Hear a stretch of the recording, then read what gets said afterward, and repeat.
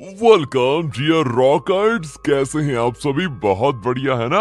तो चलिए आज हम देखने वाले हैं दुर्गा शोए। मूवी की शुरुआत में हम कोलकाता की सबसे अमीर फैमिली को देखते हैं और इस फैमिली का नाम होता है बासक फैमिली। फिर हम बासक फैमिली के दादाजी को देखते हैं जो कि फैमिली के हेड होते हैं और उनके दो बेटे हैं जिनका नाम तो पहले का है देवेंदु, दूसरे का है शुभो। अब देवेंदु और उसकी वाइफ मानसी दादाजी को हॉस्पिटल लेकर आ रहे होते हैं क्योंकि उनकी तबीयत कुछ ज्यादा ही खराब रहती है। अब जब दादाजी घर पहुंचते हैं तो देखते हैं घर में माता की पूजा की तैयारी चल रही होती है और दादाजी को गाना गाना बहुत पसंद होता है, इसलिए वो अपनी बहू से कहते हैं कि माता जी आई हैं, सब गाना बजाओ। जिसके बाद शुभो की पत्नी स्मिता को दिखाते हैं जो बच्चों से पूछती है कि दादाजी का ध्यान रखने के लिए एक नर्स को बुला लिया गया था, क्या वो नर्स आ चुकी है? इस पर बच्चे उनसे कहते हैं कि नहीं नहीं, अभी तो नहीं आए। और तभी हम दुर्गा नाम की एक लेडी को देखते हैं जो बस से उतरकर बासक फैमिली की तरफ आ रही होती है और दुर्गा बासक फैमिली के घर पहुंचने के बाद उनसे कहती है, मैं ही वो नर्स हूँ जो दादाजी की देखभाल करने के लिए आई हूँ। फिर हम शुभो और देवेंदु को देखते हैं जो खाना खा रहे होते हैं। तभी देवेंदु शुभो से कहता है कि तुम शॉप पे काम करने कब आ रहे हो? हाँ दोस्तों, मैं बताना भूल गया, इनके परिवार की बसक ज्वेलर्स नाम की एक शॉप भी है। फिर ना शुभो देवेंदु को सुनाता भी है कि हर समय मैं ही काम करता रहता हूँ और सारी जिम्मेदारी मुझे उठानी पड़ती है, कभी तुम तो कर लिया करो कुछ। इतना कह के शुभो वहाँ से उठकर चला जाता है। अब इस पर स्मिता देवेंदु से कहती है कि सारा काम मेरे पति को करना पड़ता है और घर में किसी को काम करना आता ही कहाँ यहाँ। ये बातें सुनने के बाद देवेंदु भी अंदर चला जाता है और थोड़ा दुखी हो जाता है। जिसके बाद दादाजी दुर्गा से पूछते हैं, क्या तुम मेरी देखभाल कर सकती हो बेटी? दुर्गा उनको हाँ कहती है। फिर दादाजी उसको काम पर रख लेते हैं। दूसरी ओर मानसी अपने कमरे में गहने देख रही होती है। तभी वहाँ पर स्मिता आ जाती है और मानसी से कहती है, ये गहने तुम्हें किसने दिए? मानसी उन्हें कहती है कि माँ ने मुझे दिए थे। तब स्मिता कहती है, अच्छा, मैंने भी माँ से ये गहना मांगा था लेकिन उन्होंने मुझे तो नहीं दिया। मानसी कहती है, एक बात बताऊं, आप अपने पति को बोलकर गहने क्यों नहीं ले लेती हो? अब इन दोनों का वही जो टिपिकल मतलब देवरानी जेठानी का चलता रहता है ना, वही चल रहा था। तभी वहाँ पर दुर्गा आ जाती है और दोनों से कहती है कि दादाजी ने कहा उनका रेडियो ऑन कर देना। एक्चुअली मुझे रेडियो ऑन करना नहीं आता ना, इसीलिए।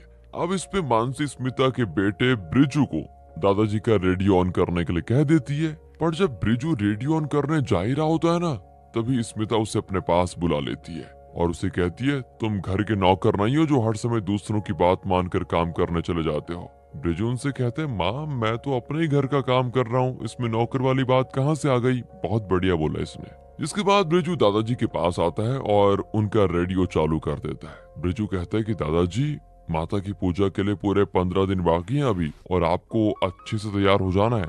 मैं आपके ना बाल भी कलर कर दूंगा। असल में ब्रिजू अपने दादाजी से ना बहुत प्यार करता है और इसलिए वो दादाजी से काफी मस्ती मजाक भी करता है।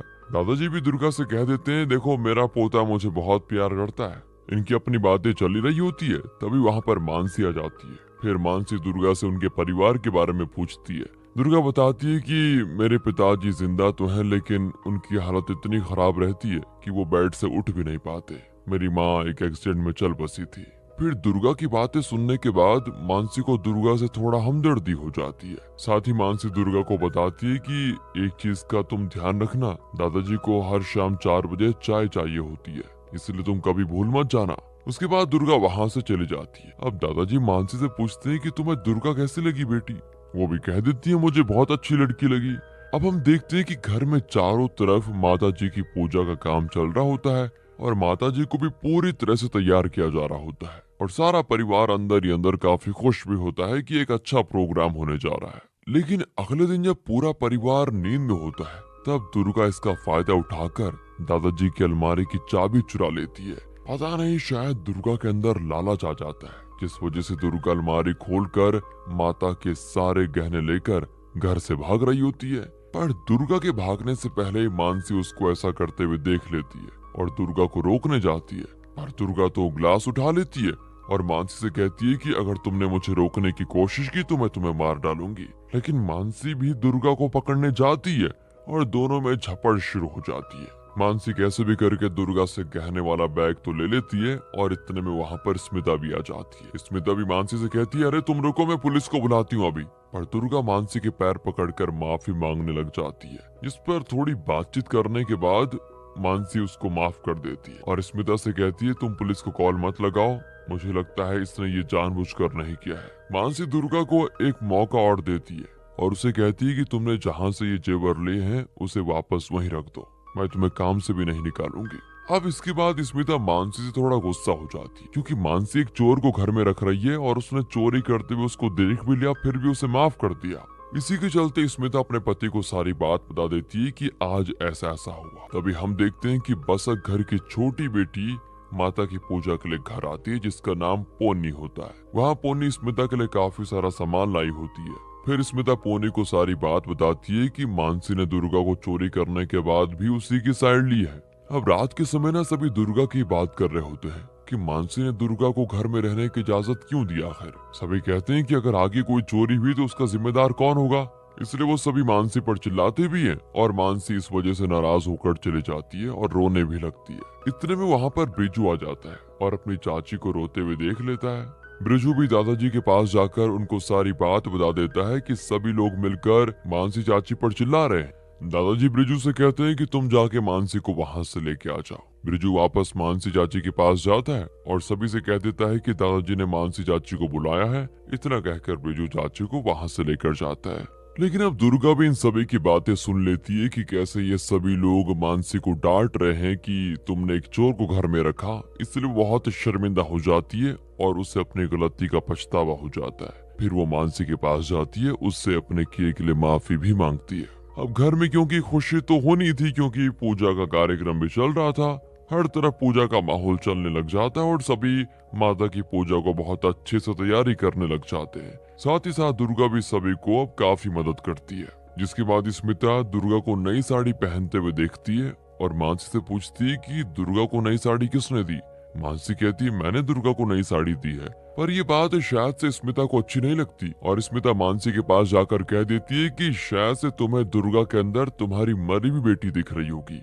अब ये सुनते ही मानसी को दुख भी होता है कि ये क्या कह रहे हैं, ये वो काफी दुखी हो जाती है। पर यहाँ पर हमको ये बात पता चल जाती है कि मानसी की पहले कोई बेटी रही होगी जिसकी मौत हो चुकी है। तभी हम देखते हैं कि दुर्गा सामान को कमरे में रखने में मदद कर रही होती है, पर उस समय शुभो की नजर दुर्गा पर ही रहती है। अब नजर वैसी नजर दोस्तों आप समझ गए होंगे। दुर्गा जैसे ही अपने कमरे में जाती है तो वहाँ पर शुभ आ जाता है और दुर्गा को एक सोने की चेन देता है। बदले में वो दुर्गा को अपने साथ कमरे में चलने के लिए कहता है, लेकिन दुर्गा उसको कह देती है कि मैं उस तरह की लड़की नहीं हूँ जैसा आप समझ रहे हैं। इतना कहकर वो चली जाती है। जिसके बाद दुर्गा ब्रिजू के पास आती है और कहती है तुम्हें देखकर मुझे मेरे भाई की याद आ गई पता है। तब दुर्गा उसे बताती है कि एक बार मेरा भाई पेड़ पर चढ़ा था फल तोड़ने के लिए, तो उसको एक सांप ने काट लिया जिसकी वजह से उसकी मौत हो गई थी। क्या मैं तुम्हें भाई बुला सकती हूँ अब। इस पर ब्रिजू से कहता है कि हाँ आप तो मेरी बहन जैसी हो।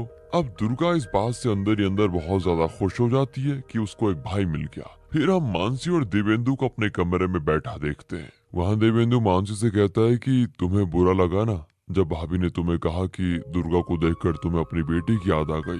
ये सुनते ही मानसी दोबारा से दुखी हो जाती है और कहती है देखो इसमें मुझे कोई बात नहीं करनी है प्लीज।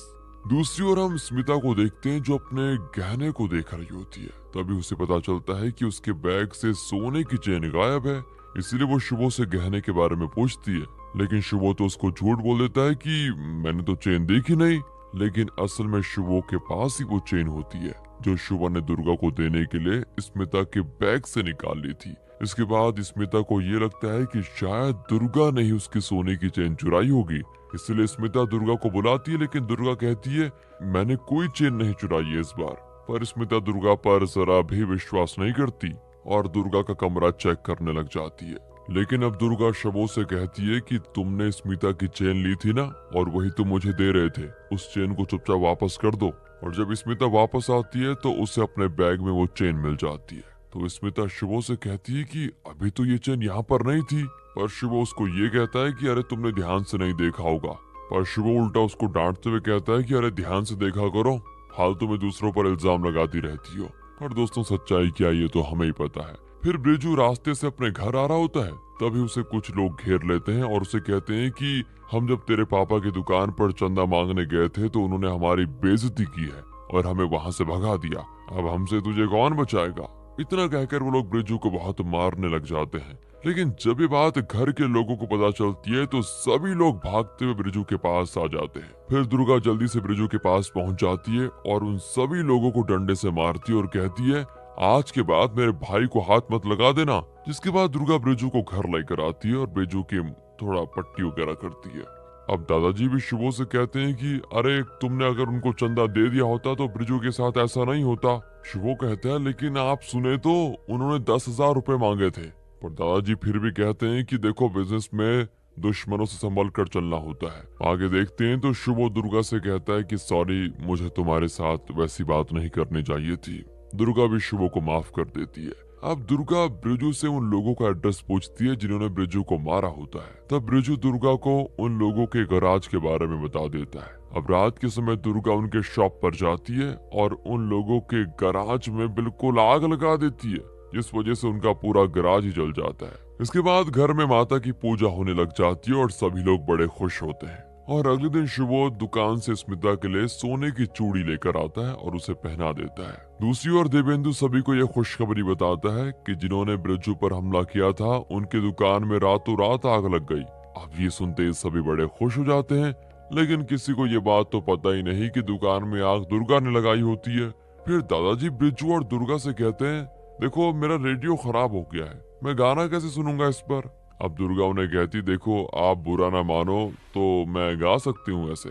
दादाजी फिर दुर्गा को गाने को कहते हैं। दुर्गा जैसे ही गाना शुरू करती है तो उसकी आवाज घर वालों को बहुत अच्छी लगती है। फिर हर तरफ खुशी का माहौल छलक रहा होता है और सभी माता की पूजा करते हैं और बिरजू अपने दोस्तों के साथ माइक पर गाने भी लग जाता है। फिर सभी साथ में माता के सामने खुशी से नाचने लग जाते हैं। अब सभी एक साथ खाना खा रहे होते हैं कि इतने में शुभो सभी से कहता है, मैंने दुर्गा को शुरू में गलत समझा था, लेकिन दुर्गा सच में एक बहुत बहादुर और नेक लड़की है। सभी फिर दुर्गा की तारीफ करने लग जाते हैं। पर कुछ समय के बाद दुर्गा मानसी के पास आती है और उसे कहती है कि मेरे पापा की तबीयत खराब हो गई है, इसलिए मुझे कल घर जाना होगा। पहले तो मानसी दुर्गा को माता की पूजा खत्म होने तक रोकती है, लेकिन इतने में वहाँ पर स्मिता भी आ जाती है और सारी बात सुन लेती है।